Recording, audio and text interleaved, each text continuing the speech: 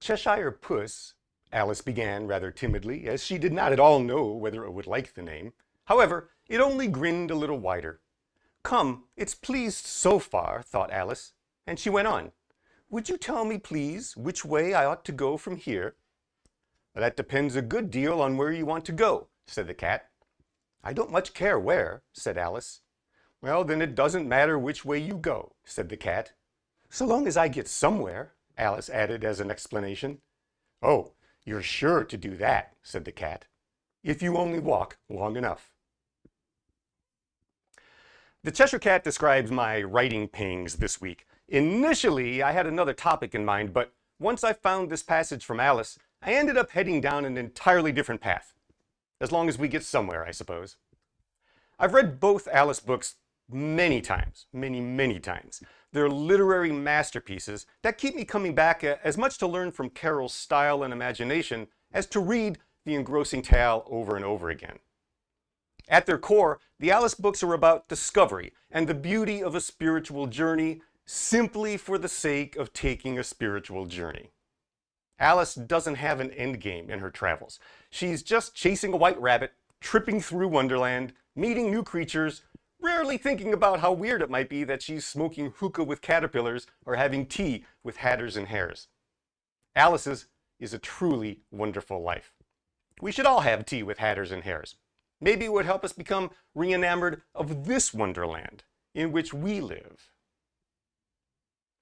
It's easy to fall into the pit of despair and dystopia when our world is in so much turmoil, when bullies invade state and personal sovereignty, when people worldwide suffer from unnecessary and artificial shortages of food, healthcare, housing, and water, when our planet, without whom we cannot exist, lays dying, feverish from our catastrophic exploitation and runaway greed.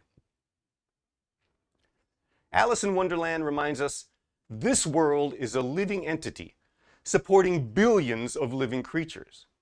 We'd see that, understand it, and better care for the world and each other if only we had the insatiable curiosity that encourages Alice to jump into a black hole. While Carol didn't have quantum physics in mind when he wrote Alice in Wonderland and Through the Looking Glass, they are remarkable in depicting our modern multiverse. In Through the Looking Glass, Alice walks into another dimension by way of a mirror, something many Victorians thought was a plausible function of mirrors, by the way. Alice in Wonderland is even more quantum, though. Consider that in the first few paragraphs, Alice falls through a rabbit hole that's actually a wormhole into another dimension. Then, when confronted with a door through which she won't fit, she thinks, well, I wish I were like a telescope, so I could make myself small enough to work through the door. In the short time it's taken her to fall through the wormhole, Carol writes, Alice had begun to think that very few things indeed were really impossible. That is an attitude the world could use more of. Very few things are impossible. Once Alice finds the key and makes herself small enough, both outstanding spiritual metaphors, by the way, her journey leads to new and strange discoveries. Throughout the novel, Alice finds her voice. She's empowered, not necessarily by the situations and characters, but by the journey itself. By the time she reaches our friend the Cheshire Cat, she realizes the trip isn't about getting anywhere, but rather about going everywhere. I don't care much where I go, so long as I get somewhere, is a fantastic approach to life. And as the Cheshire Cat reminds Alice, you're sure to get somewhere, as long as you keep moving, of course. And Alice certainly keeps moving. Her insatiable curiosity reflects Victorian-era attitudes. As the 19th century turned 20, people were continually amazed by recent discoveries in paleontology, biology, astronomy, and the other sciences. At the same time, The Victorians were highly religious people, steeped in a medieval, superstitious Christianity with stern, severe images of a punishing God with little tolerance for mistakes. For the most part, people were terrified of the prospect of eternal hell rather than nurtured and consoled by a forgiving, unconditionally loving God. The sciences forced people to question whether or not what the church said about the world was accurate. And the church did not like that. Lewis Carroll, whose real name is Charles Dodson, was raised in a family whose men were Anglican clergy for nearly a century. His father was the parish reverend, a close relative was a bishop, and Charles was a deacon. His parents expected that Charles would join the clergy, but as the church clutched superstition more tightly in a world awakening to God in the wonders of scientific discovery, Dodson challenged the church's views. The Queen of Hearts represents the High Anglican Church of Carroll's era, proclaiming love yet beheading anyone who thinks differently, especially the scientists challenging the church's authority.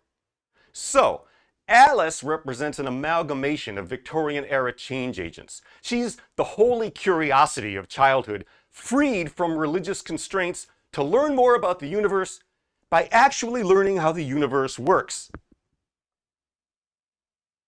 Alice has an insatiable thirst for learning and joyfully experiences the wondrous world around her. She has the inquisitive mind necessary for both scientific and spiritual growth. Her confidence, willingness, and ability to speak truth to power make her a fantastic feminist hero and a spiritual archetype for everyone looking for Wonderland. Alice's open-minded, experience the now attitude is a prerequisite to the spiritual momentum the Cheshire Cat suggests is necessary if we want to avoid the stagnation that turns all of us into pawns in someone else's game. It takes Alice to call the entire charade out, to point out that both church and state spew nonsense, which in a nonsensical world is quite a feat.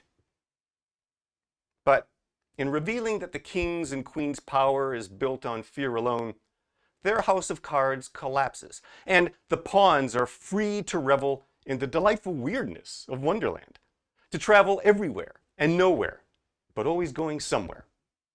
So, which way do we go from here?